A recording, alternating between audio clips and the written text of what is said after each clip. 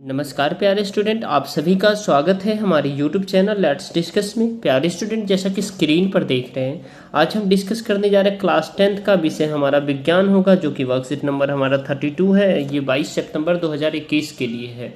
तो प्यारे स्टूडेंट, आज हम डिस्कस करेंगे गोलीय दर्पण द्वारा प्रतिबिंब तथा दर्पण सूत्र, जो कि बेहद ही इंपॉर्टेंट है और ये हमारा लाइट चैप्टर आज भी कंटिन्यू चल रहा है। तो चलिए हम स्टार्ट करते हैं। रेखा चित्र बनाते समय हमें किस नियमों का ध्यान रखना बहुत ही जरूरी है, ठीक है। तो कोई दो परावर्तित प्रकाश किरण का प्रतिच्छेदन बिंदु बिंब के प्रतिबिंब की स्थिति देता है, ठीक है। यानी कोई दो परावर्तित प्रकाश किरण का जो प्रतिच्छेदन है वो बिंदु बिंब के प्रतिबिंब की स्थिति देता है, और प्रतिबिंब की स्थिति ज्ञात करने के लिए निम्नलिखित में से किन्हीं दो प्रकाश किरणों को लिया जा सकता है। तो चलिए हम समझ लेते हैं। पहले इसे याद रखना है, इसके बाद हम समझेंगे अच्छे से। और मुख्य अक्ष के समानांतर प्रकाश किरण परावर्तन के बाद अवतल दर्पण के मुख्य फोकस से होकर जाती है तथा उत्तल दर्पण में फोकस से जाती हुई प्रतीत होती है। अब देखिए, अवतल दर्पण के फोकस से जाने वाली प्रकाश की किरण या प्रकाश की किरणें जो उत्तल दर्पण के फोकस की ओर जाती है तो परावर्तन के बाद मुख्य अक्ष के समानांतर जाएगी, ठीक है। तो अब इसको मैं बता रहा हूँ। तो देखिए डियर स्टूडेंट, अवतल दर्पण के मुख्य फोकस से गुजरने वाले प्रकाश की किरण, तो इसको मैं आपको समझा रहा हूँ। जैसे देखिए, सबसे पहले आपको इस तरह से ड्रॉ करेंगे, ठीक है। ये क्या होगा, इसके बाद हम इस तरह से जो ये बाहर की तरफ क्या होगा, रजतित होगा, ठीक है। इसमें जो प्रकाश की किरण आएगी यहाँ से आकर के ये क्या होगा, मुख्य फोकस से, ये हमारा फोकस है, ठीक है। फोकस से गुजरेगी, ठीक है। फिर यहाँ से आएगी, ठीक है। ये भी हमारा मुख्य फोकस से गुजरेगी, ठीक है। उसके बाद यहाँ से आएगी लाइट प्रकाश, तो ये भी मुख्य फोकस से। उसके बाद यहाँ से आ रही है तो ये भी मुख्य फोकस से गुजरेगी। तो इसे हम अवतल दर्पण का फोकस कहते हैं, ठीक है। तो आई होप आपको ये समझ में आ गया। अब देखिए उत्तल दर्पण, अब हम उत्तल दर्पण का मुख्य फोकस देखेंगे, ठीक है। अब देखिए उत्तल दर्पण का मुख्य फोकस हम इसमें देखेंगे डियर स्टूडेंट, जैसा कि यहाँ पे आप देख रहे हैं, ये उत्तल दर्पण है, ठीक है। उत्तल दर्पण का मुख्य फोकस, तो ये बाहर की ओर ये भी रस्थित है, ठीक है। अब आपको क्या करना है डियर स्टूडेंट, इसमें ये जो इस तरह से आ रही है, ठीक है, ठीक है। तो इसमें से ये जो उत्तल दर्पण का मुख्य फोकस, तो यहाँ पे हम देखिए ये फोकस है हमारा, ठीक है। यहाँ पे हमारा बी है और ये पोल है, ये आपको पता होना चाहिए, ठीक है। ये सेंटर है यानी वक्रता केंद्र है। तो जब यहाँ से लाइट क्या करेगी डियर स्टूडेंट, जब यहाँ से लाइट जो है ना क्या होगी, इस तरह से जाएगी, ठीक है। यहाँ से लाइट इस तरह से जाएगी, ठीक है।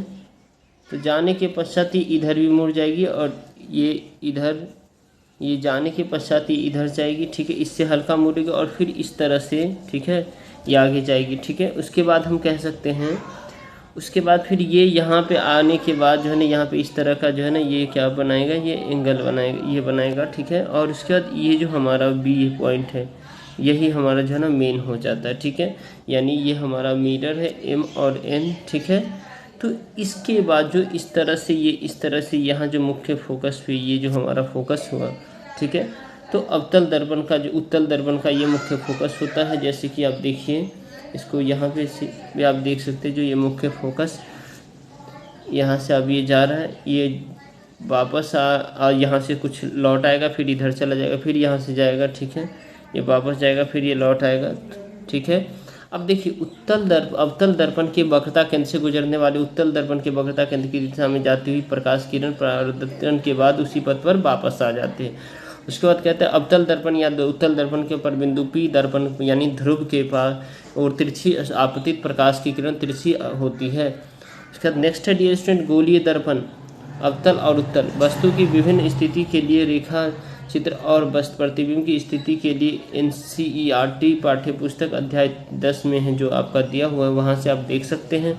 गोलीय दर्पण का आवर्धन प्रतिबिंब की तथा बिंब की ऊंचाई का अनुपात को आवर्धन कहते हैं। जैसे आवर्धन इक्वल टू क्या होता है, प्रतिबिंब की ऊंचाई h1 अपॉन बिंब की ऊंचाई h, ठीक है। तो आवर्धन m इक्वल टू हम क्या लिख सकते हैं, m इक्वल टू लिख सकते हैं -v अपॉन में u, ठीक है। ये हमारा फार्मूला है, ठीक है।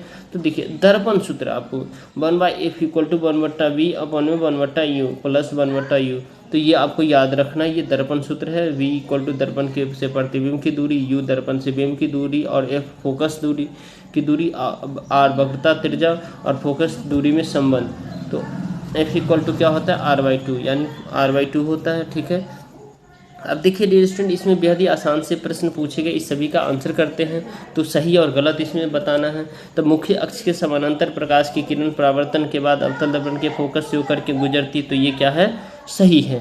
अवतल दर्पण या उत्तल दर्पण पर बिंदु P दर्पण के ध्रुव पर तिरछी आपतित किरण अब मुख्य अक्ष के समांतर परावर्तित होती है, बिल्कुल गलत है, ये ऐसा नहीं होता है। ठीक है, ये ऐसा नहीं होता है। अब इसके बाद देखिए, अवतल दर्पण के वक्रता केंद्र से गुजरने वाली या उत्तल दर्पण के वक्रता केंद्र की दिशा में निर्देशित किरण परावर्तित के बाद उसी पथ पर लौट आती है, ये बात सही है, उसी पथ पर लौट आती है। तो मैंने आपको यहाँ पे लिख दिया, जो सही है वो सही है। अब देखिए, यदि गोलीय दर्पण की वक्रता त्रिज्या 40 सेंटीमीटर है तो फोकस की दूरी, तो फोकस इक्वल टू क्या होता है r/2, यानी f इक्वल टू क्या होता है r/2, तो ये कितना होता है 40/2 हो जाएगा, तो ये कितना हो जाएगा 20 सेंटीमीटर स्क्वायर। तो ये हमारा 20 सेंटीमीटर स्क्वायर हमने सॉल्व कर दिया यहाँ। अब क्वेश्चन नंबर हमारा 3 है, अवतल दर्पण आभासी तथा आवर्धित प्रतिबिंब बनाता है तो इसकी स्थिति होगी, तो इसकी स्थिति एक ही कंडीशन होता है, फोकस और ध्रुव के बीच में होगी। 4th है, प्रतिबिंब की स्थिति C पर तथा बिंब के सामने आकार है की है तो बिंदु की स्थिति होगी तो वक्रता केंद्र पर होगी। कहाँ होगी, वक्रता केंद्र पर होगी। लेकिन 4th है, बिंदु की प्रतिबिंब की, ये तो 4th का हो गया। ठीक है, अब हम 5th क्वेश्चन देखेंगे। एक वास्तविक प्रतिबिंब हमेशा कैसा होता है, तो उल्टा होता है, ये हमेशा यहाँ पे क्या आएगा, उल्टा होगा। वास्तविक प्रतिबिंब हमेशा क्या होता है, उल्टा होता है। तो डियर स्टूडेंट, आप मुझे सपोर्ट कर सकते इस वीडियो को लाइक करके, हमारे चैनल पे नए तो चैनल को सब्सक्राइब करके और बेल आइकन को प्रेस कीजिए ताकि आपको लेटेस्ट नोटिफिकेशन मिलता रहे। तो चलिए फिर मिलते हैं नेक्स्ट वर्क वीडियो, तब तक के लिए bye bye, take care, have a nice day.